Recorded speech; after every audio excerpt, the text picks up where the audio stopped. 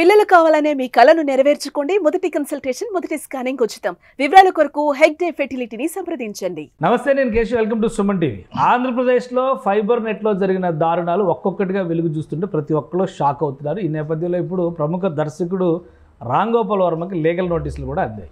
ఆయన తీసినటువంటి వ్యూహం సినిమా థియేటర్లో అట్టర్ ఫ్లాప్ అయినా కానీ ఫైబర్ నెట్లో వదిలి కోట్ల రూపాయలు ప్రజాధనాన్ని కాజేశారనేది ప్రధానమైనటువంటి అభియోగం. అసలు ఏం జరిగింది, లీగల్ నోటీసులు ఇచ్చేదాకా ఎందుకు వెళ్లాల్సి వచ్చింది, ఈ అంశాన్ని విశ్లేషించేటువంటి ప్రయత్నం చేద్దాం. మనతో పాటు సుబ్రహ్మణ్యం గారు, అనలిస్ట్ ఉన్నారు. సుబ్రహ్మణ్యం గారు నమస్కారం. నమస్కారం సార్. ఫైబర్ నెట్ అంటే అప్పట్లో ఏదో 140 రూపాయలకి 150 రూపాయలకి 3 సేవలు, కేబుల్ టీవీ, ఇంటర్నెట్, టెలిఫోన్, ఈ 3 కూడా ఒకే బాక్స్తో మేము సర్వీస్ చేస్తామంటూ ఏపీ ఫైబర్ స్టార్ట్ అయింది. మంచి ఉద్దేశంతో స్టార్ట్ చేశారు.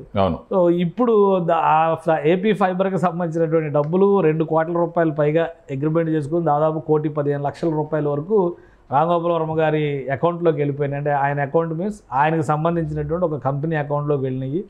ఆయన తీసినటువంటి ఒక సినిమాని ప్రజల మీద రుద్దేటువంటి ప్రయత్నానికి ప్రజాధనాన్ని అప్పుడు ప్రభుత్వం చెల్లించింది అనేది ప్రధానమైన అభియోగం.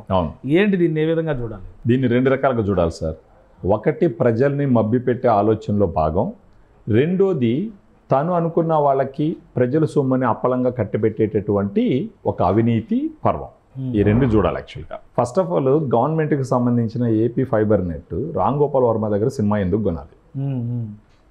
అది కూడా ఒక కాంట్రవర్సీ, జాతీయ సందేశం ఇచ్చే సినిమా. అది ఏదన్నా గానా అది మనకు అనుకున్నట్టు ఈ స్వతంత్ర సమరయోధులు స్ఫూర్తిదాయకంగా ఉండే సినిమానా? కాదు. ఒక విచక్షణ లేని మనిషి, వాల్యూస్ ఎప్పుడో తిలోదకాలు వదిలేసినటువంటి ఒక వ్యక్తి, ఆ వ్యక్తిని చూసినప్పుడే మానవుల్లో ఎలాగ కూడా ఉంటారా, సిగ్గు మానం అన్నీ వదిలేసి ఆయన అనుకునేటటువంటి ఒక రోల్ మోడల్. ఆయన చేసిన సినిమాని, అది కూడా గవర్నమెంట్కి సంబంధించిన సంస్థ, ప్రజల సొమ్ముని అంటే 2 కోట్ల చిల్లర అగ్రిమెంట్ చేసి దాంట్లో 1,11,00,000 రిలీజ్ చేసేసి, ఆ తర్వాత దీన్ని తీసుకొచ్చి ఆ ఫైబర్ నెట్లో వేసి జనాలకి ఇష్టం ఉండే లేకపోయినా పదే దాన్ని వేసి జనాల్ని మళ్ళా మభ్య పెట్టాలని చేసినటువంటి ఒక ఆలోచన. దీన్ని ఎలా చూడాలంటే ఇంకా వాళ్ళ కల్చర్లో భాగంగా చూడాలి దీన్ని. ఇప్పుడు జనాలు మోసం చేయడం. ఇప్పుడు ఈ సినిమాని ఎలక్షన్స్కి ముందర జనాల మీద, అది కూడా గవర్నమెంట్కి సంబంధించిన ఒక ఫైబర్ నెట్లో దాన్ని ప్రసారం చేసినారంటేనే దీని వెనకాల ఉన్న అర్థం ఏంటి, దీంట్లో ఇన్వాల్వ్ అయిన వ్యక్తులు ఎవరు అన్నది ప్రజలకు అందరికీ క్లియర్గా మోటివ్ ఎక్కువ ఉందంటారు. 100% సార్. లేకపోతే వ్యూహం అనే సినిమా క్లియర్గా తెలుసు. చంద్రబాబు నాయుడు గారు, పవన్ కళ్యాణ్ గారు వీళ్ళందరినీ హేళన చేస్తూ వాళ్ళని ఒక విలన్గా చిత్రిస్తూ తీసినటువంటి సినిమా. ఆ సినిమాని ఎలక్షన్ ముందర జనాల మీద రుద్దాల్సిన అవసరం ఏంటి? మేము పథకాలు ఇచ్చేసినాము, మాకు ప్రోగ్రెస్ కార్డులు పంచినారు అంటే ఇంత డబ్బులు ఇచ్చినాము, లక్షలు ఇచ్చినాము అని చెప్పేసి, గడపకి అని చెప్పేసి అందరూ మాతోనే ఉండారు, వైనాట్ 175 అన్న ఆలోచన ఉన్నటువంటి సమయంలో ఒక కాంట్రవర్షియల్ ప్రాజెక్ట్ తీసుకొచ్చి, అది కూడా గవర్నమెంట్కి సంబంధించిన ఫైబర్ నెట్లో మళ్ళా జనాల మీద రుద్దడానికి చేసినటువంటి ప్రయత్నం యాక్చువల్గా. సో అప్పుడేంటి, కళ్ళు మూసుకుపోయి మళ్ళీ మనమే వచ్చేస్తాము, 30 సంవత్సరాలు మనమే ఉంటాము, ఎవరు వస్తారులే అనే ఒక ఉద్దేశంతో. అదే సార్, ఇప్పుడు ప్రజలు జీవితాల్లో ఉన్నప్పుడు ఎప్పుడు ఎవరిని గ్రాంటెడ్గా తీసుకోకూడదు యాక్చువల్గా. అల్టిమేట్గా న్యాయ నిర్ణేతలు వచ్చే ప్రజలు, వాళ్ళు ఎలా చేస్తే అలా రాత్రికి రాత్రే తలరాత్రి మారిపోయేటటువంటి సిచ్యువేషన్. దీన్ని ఒక రాజకీయ అజ్ఞానంగా చూడాలా, ఒక ఏంటంటే దురహంకారంగా చూడాలా, ఒక అణచవేసే ధోరణి చూడాలా, ఒక రాజరిక ధోరణిగా చూడాలా, ఇలాంటి ఇప్పుడు లీగల్ నోటీసులు ఇచ్చారు. కొత్త చైర్మన్ జీవీ రెడ్డి గారు ఆయన ఛార్జ్ తీసుకున్న తర్వాత చాలా రోజుకు ఒక విషయం చెప్తారు. 2 కోట్ల రూపాయలకి అగ్రిమెంట్ జరిగింది, 2,15,00,000 రూపాయలకి అగ్రిమెంట్ జరిగింది, 1,14,00,000 రూపాయలు చిల్లర అమౌంట్ రిలీజ్ చేశారు.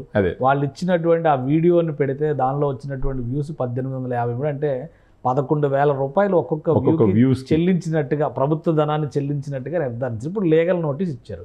లీగల్ నోటీస్ ద్వారా ఏం జరుగుతుంది? ఎందుకంటే మొన్న మనం చూసాం రాంగోపాల్, నేను ఎక్కడికి పోలే, ఇక్కడే ఉన్నాను, ఎవరు రాలే నా ఇంటికి, పోలీసులు రాలేదు, ఎవరు రాలేదు, నన్ను ఎవరు అడగలేదని చెప్పి ఆయన మీడియా ముందరకు వచ్చి ఆయన శైలిలో రియాక్ట్ అయ్యారు.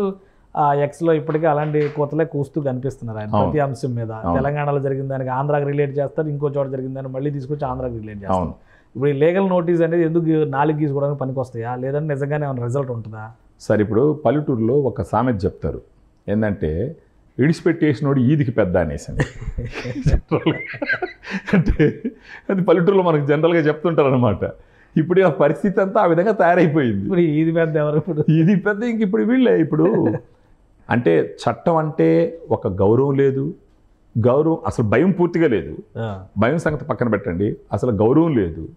దానికే అబాడై ఉండాలన్నటువంటి ఒక క్యారెక్టరు లేదు. అంతా ఇడిచిపెట్టేసి లెక్కనగా చూడాలి మనం ఇంకా. సో ఈ క్రమంలో వచ్చినటువంటి దాంట్లో ఇది ఒక భాగంగా చూడాలి మనం ఇప్పుడు. సో అలాగని చెప్పేసి ఏమి చేసినా నడిచిపోతుంది అనుకోవడం మాత్రం కరెక్ట్ కాదు. బహుశా కూటమి ప్రభుత్వం కొంచెం ఏంటంటే వీళ్ళు ఒక రవ్వ ఆలోచించిపోయే రకం కాబట్టి కొంచెం నెత్తనడకన పరిస్థితులు నడుస్తున్నప్పటికీ అదే అసలు పాయింట్ ఏంటంటే యాక్షన్ కనిపించట్లేదు కదా. అందరూ ఏమనుకున్నారు, పవన్ కళ్యాణ్ గారు కూడా ఆ రోజు ఆవేశంగా మాట్లాడింది ఏంటి, ఇంత అవాకులు చవాకులు వెళ్తుంటే మీరు ఎందుకు చర్యలు తీసుకోవట్లేదు. ఇంకోవైపు నుంచి చూస్తే ఆయన డైరెక్ట్గా టీవీల ముందరకు వచ్చి సవాల్ విసురుతున్నాడు, నన్ను ఎవరు పట్టుకోలేదు, దమ్ముంటే పట్టుకొని చూద్దామని చెప్పి అంటున్నాడు ఆయన.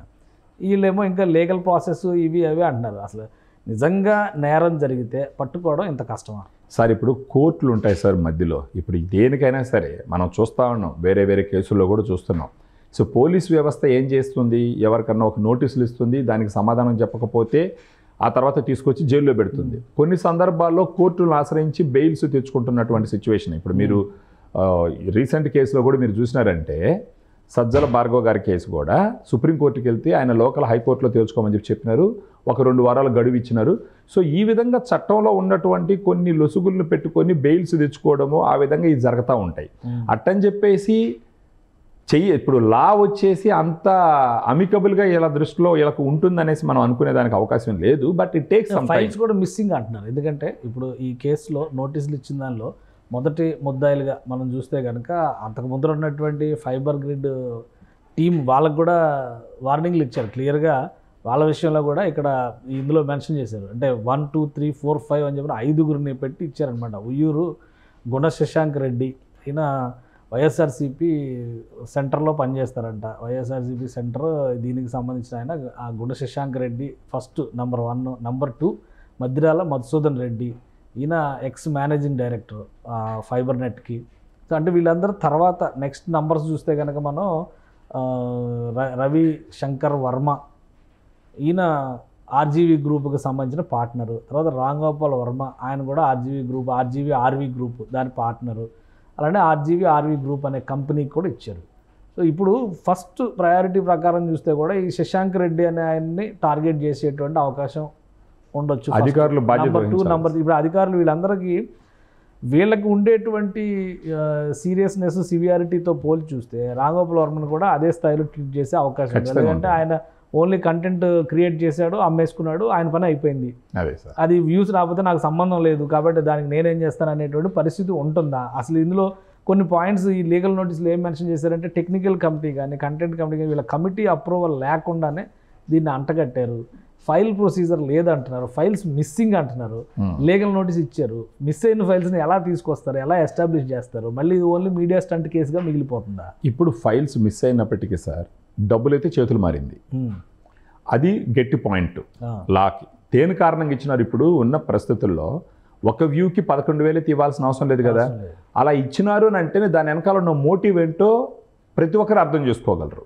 ఆ పాయింట్ దగ్గర నుంచి లాగినారంటే మొత్తం బయటపడుతుంది. ఇప్పుడు దీన్ని లంచం కిందనే చూడొచ్చు. ఫర్ ఎగ్జాంపుల్ వాళ్ళు ఆ సినిమాని ఇచ్చినామని చెప్పినప్పటికీ దాన్ని బేస్ తీసుకొని లంచం ఇచ్చినట్టు లంచం పుచ్చుకున్నట్టుగా కూడా చూడొచ్చు దీన్ని.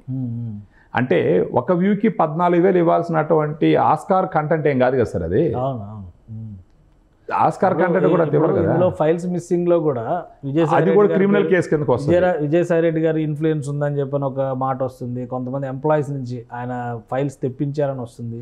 వీటన్నిటిపైన ఇన్వెస్టిగేషన్ జరిగేటువంటి అవకాశం విచారణ చేస్తారు సార్. ఖచ్చితంగా విచారణ చేసినారంటే అన్నీ బయట వస్తాయి. యాక్చువల్గా ఇప్పుడు కొంతమంది ఏదో అబ్స్కాండింగ్లో కూడా ఉన్నారు దానికి సంబంధించిన వాళ్ళు.